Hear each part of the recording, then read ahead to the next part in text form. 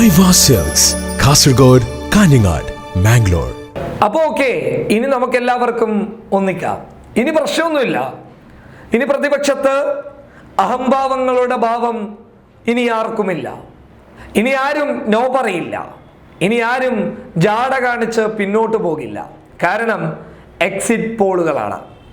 സംഭവം യാഥാർത്ഥ്യമല്ല എങ്കിൽ പോലും ചില നേതാക്കന്മാരുടെ മനസ്സിൽ എക്സിറ്റ് പോളുകൾ പുറത്തുവിട്ടപ്പോഴുണ്ടായിരുന്ന ഒരു ഭയം ഇതുവരെ പോയിട്ടില്ല എന്നതിൻ്റെ യാഥാർത്ഥ്യമാണ്. എടുത്തു പറഞ്ഞാൽ മായാവതിയെ തന്നെ നമുക്ക് ചൂണ്ടിക്കാണിക്കാം. മായാവതി അവർ പണ്ടേ ഞാൻ എന്ന ഒരു മനോഭാവം വെച്ചു പുലർത്തുന്ന ഒരാളാണ് എന്നുള്ളത് എല്ലാവർക്കും അറിയാവുന്ന സത്യമാണ്.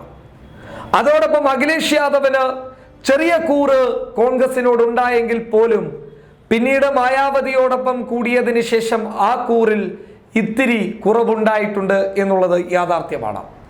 ഒടുവിൽ അഖിലേഷും മായാവതിയും പ്രതിപക്ഷ നിരയോട് കൂറ് പുലർത്തി കൃത്യമായിട്ടുള്ള നിലയിൽ മുന്നോട്ട് പോയി BJPയെ നേരിടാം എന്ന തീരുമാനത്തിലേക്ക് ഇപ്പോൾ എത്തിയിട്ടുണ്ട് എന്നുള്ള ഒരു സന്തോഷകരമായ ഒരു വാർത്തയാണ് നമ്മളെ തേടിയെത്തുന്നുള്ളത്. പക്ഷെ മറ്റൊരാൾ മമത ശക്തമായ ഒരു പോരാളി തന്നെയാണ്. BJPക്കെതിരെ ശക്തമായ രീതിയിൽ ശബ്ദിക്കുന്ന ഒരാൾ തന്നെയാണ്. പക്ഷേ മമതയെയും ചില താല്പര്യങ്ങൾ വേട്ടയാടിയിട്ടുണ്ട് എന്നുള്ളത് യാഥാർത്ഥ്യമാണ്. മമത പൊരുതി വിജയിച്ചു വന്ന ഒരാളാണ്. അതുകൊണ്ട് തന്നെ ആ താല്പര്യങ്ങളെ ചോദിക്കുന്നതിൽ യാതൊരു പ്രശ്നവുമില്ല എന്ന് വേണമെങ്കിൽ നമുക്ക് പറയാം.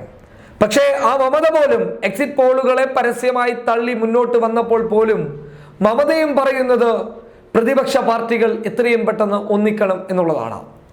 നാളെ 21-ന് ചന്ദ്രബാബു നായിഡുവിന്റെ നേതൃത്വത്തിലുള്ള 21 പ്രതിപക്ഷ പാർട്ടികളുടെ യോഗം വിളിച്ചു ചേർത്തിരിക്കുകയാണ്. ആ യോഗത്തിലേക്ക് നോ പറഞ്ഞ് പിന്നോട്ട് വലിഞ്ഞ മായാവതി ഇപ്പോൾ അടുത്തു നിൽക്കുന്നു.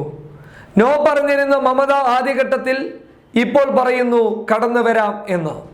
പ്രതിപക്ഷ നിരയിലെ കുറെ ആളുകൾക്ക് കുറച്ച് തീരുമാനങ്ങളും താല്പര്യവും ഉണ്ടായിരുന്നു. ആ താല്പര്യങ്ങളെയൊക്കെ മറന്ന് അവരിപ്പോൾ ഒന്നിക്കുന്നു. കാരണം എക്സിറ്റ് പോളുകളാണ്.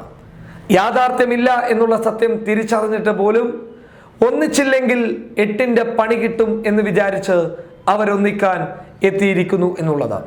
ഒരു കാര്യം, പ്രതിപക്ഷ നിരയിൽ എക്സിറ്റ് പോൾ ഉണ്ടാക്കിയ ഒരേ ഒരു നേട്ടം എന്ന് പറയുന്നത് ഒന്നിച്ചു നിർത്താൻ കാരണമായി എന്നുള്ളത് മാത്രമാണ്. എല്ലാവരും ഒന്നിക്കാൻ കാരണമായി എന്നുള്ളത് മാത്രം. 21 പാർട്ടികളുടെ പ്രതിപക്ഷ പാർട്ടികളുടെ യോഗത്തിൽ എന്ത് തീരുമാനമുണ്ടാകും? ആ തീരുമാനം എന്തായാലും ഇനി നല്ലത് മാത്രമായിരിക്കും. കാരണം നല്ലത് ഉണ്ടായാൽ മാത്രമേ ഇനി UPAക്ക് മറ്റുള്ളവരുടെ പിന്തുണയോടുകൂടി അധികാരത്തിലെത്താൻ വേണ്ടി സാധിക്കുകയുള്ളൂ.